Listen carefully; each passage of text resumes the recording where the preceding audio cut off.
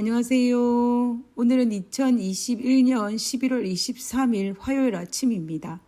안국교회 새벽기도에 오신 여러분들을 진심으로 환영합니다.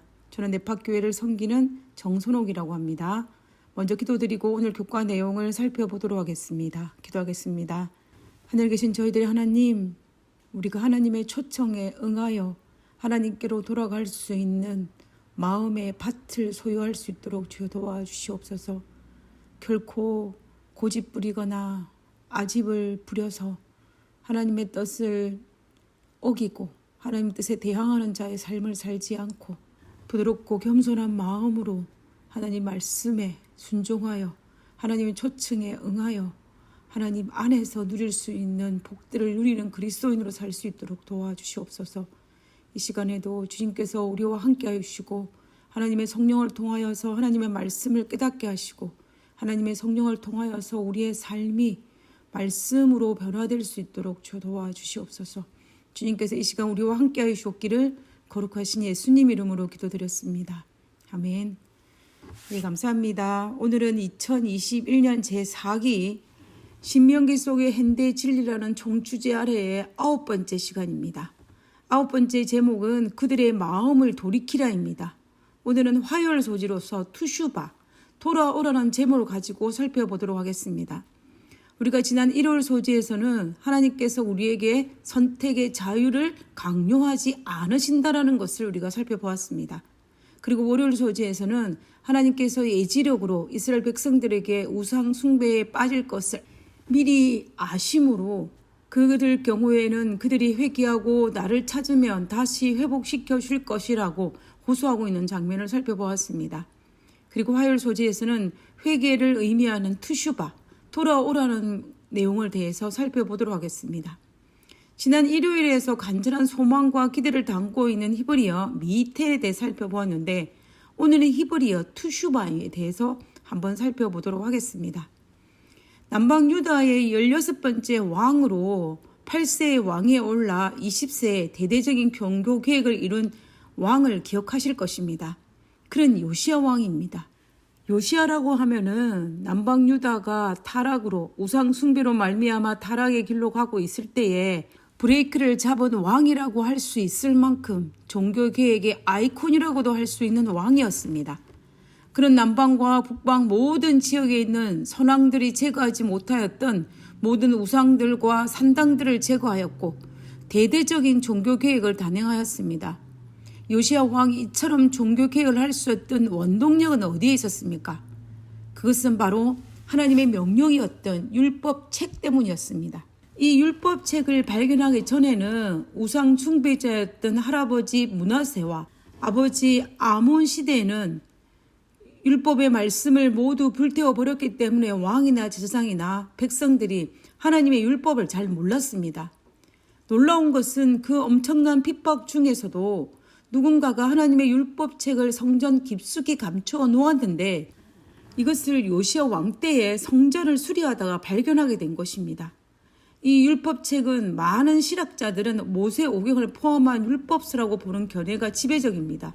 그 중에서도 유독 요시야 왕에게 감동을 준 장면은 바로 우리가 이번 주에 다루고 있는 복과 저주 그리고 회개하여 돌아오라는 하나님의 간절한 호소가 담겨있는 신명기의 말씀이었습니다. 요시야 왕은 율법서를 읽음으로 남방 유다가 지금 처한 상황이 자신이 하나님의 명령을 따라 순종하지 아니하였고 하나님의 율례와 율법을 어기고 우상 숭배를 했기 때문이라는 것을 알았습니다. 그래서 요시야는 자신의 옷을 찢고 심히 통곡했다고 열왕기하에 기록하고 있습니다. 무슨 뜻입니까? 하나님의 말씀을 들으니 이 백성이 얼마나 큰 죄를 지었는지 깨닫게 된 것이라는 것입니다. 큰 죄를 회개하는 의미가 바로 옷을 찢는 행위입니다. 그래서 요시야는 말씀을 들을 때에 자기 옷을 찢으며 회개했던 것입니다. 그래서 요시야는 대대적인 종교 계획을 국가적으로 시행하였습니다. 요시야는 하나님의 말씀을 통하여 자신의 잘못을 깨달았고 회개하여 하나님께 돌아오라는 초청에 응하여 자신뿐만이 아니라 온 백성이 하나님께 돌아가게 하기 위해서 종교 계획을 하였던 왕이었습니다. 그런데 이런 요시야 왕과 정반대되는 인물이 있었습니다. 그가 바로 요시야의 아들이었던 여호야김이었습니다. 그는 아버지 요시야와는 달리 하나님께서 보내신 선자를 통하여 전해지는 하나님의 말씀을 멸시하고 불태웠습니다.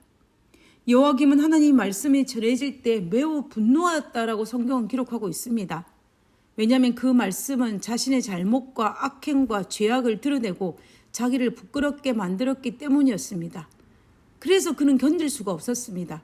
그래서 여호야김은 우리야 선자가 하나님 말씀을 전했을 때에 그를 미워하여 그를 잡아서 직접 칼로 죽이기까지 했습니다. 그리고 하나님께서 예레미야를 통하여 말씀하신 것을 바룩이 적은 두루마리를 읽을 때에 분노하여 하랏불에 그 두루마리 성경책을 던져 불태우기까지 하였습니다.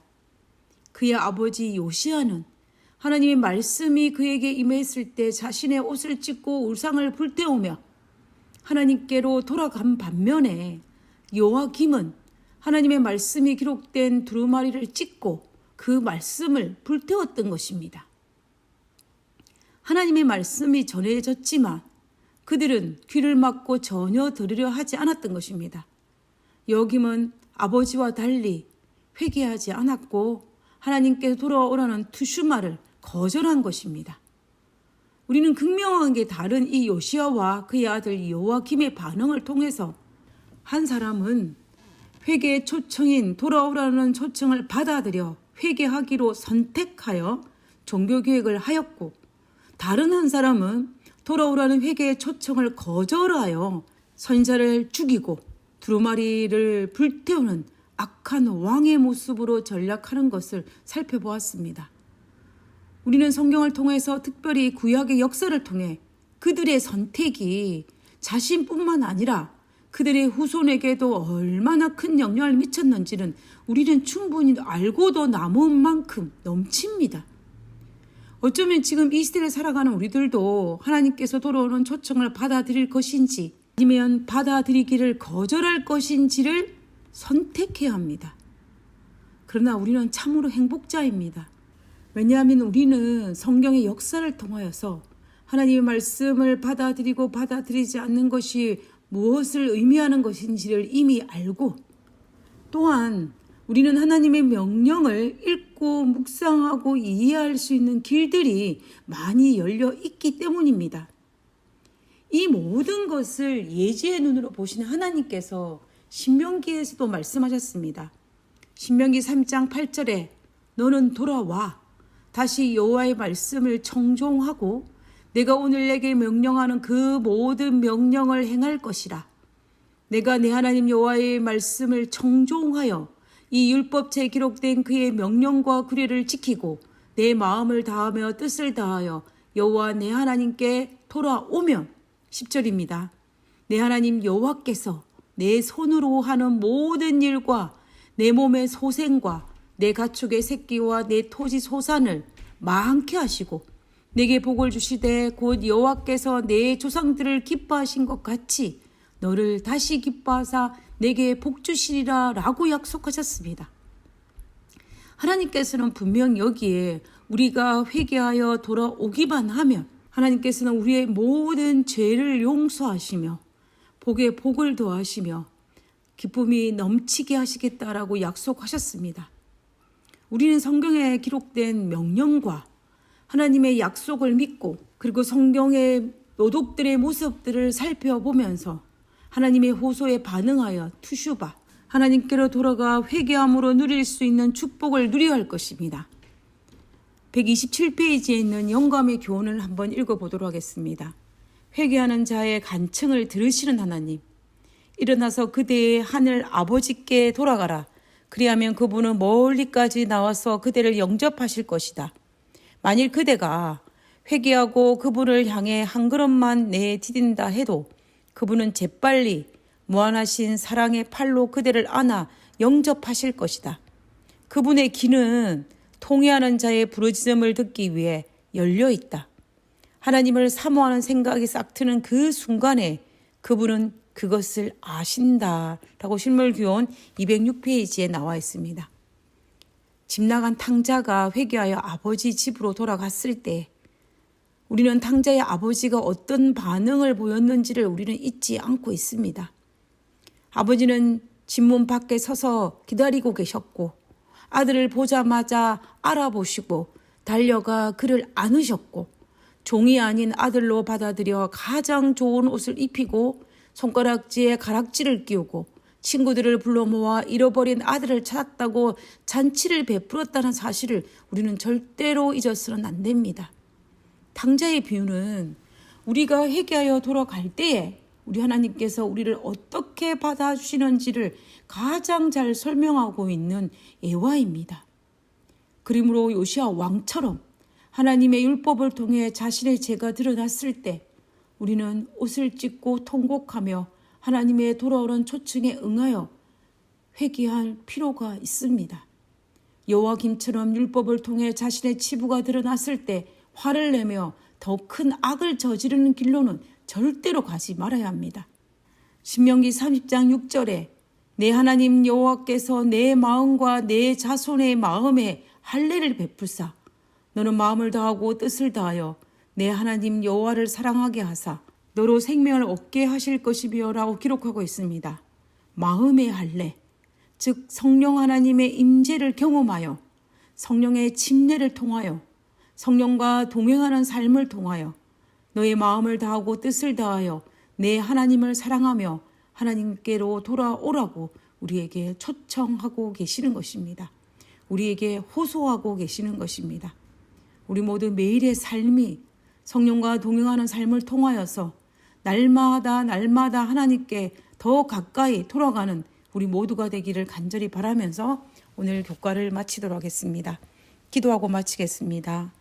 죄를 짓는 일이 숨쉬는 것처럼 쉽고 자연스러운 일이 되어 버린 안타까운 상황 속에서도 모든 사람들이 돌이켜 회개하기를 끝까지 기다리고 계신 하나님의 은혜에 진심으로 감사를 드립니다. 하늘에 계신 하나님, 탕자의 아버지가 탕자를 기다리는 마음으로 동구 밖에 서서 아들을 기다리는 그 아버지의 마음으로 우리를 기다려 주시고 우리에게 돌아오라 초청하신 그 하나님의 마음을 이해하고 알고 느끼고 경험할 수 있도록 주여 도와주시옵소서. 그래서 우리가 정말로 진실된 간절함으로 하나님의 그 초청에 응하여 돌아갈 수 있는 저희들 되게 하여 주옵기를 간구하며 거룩하신 예수님 이름으로 기도드렸습니다. 아멘. 감사합니다. 좋은 하루 되시고요. 내일 뵙도록 하겠습니다.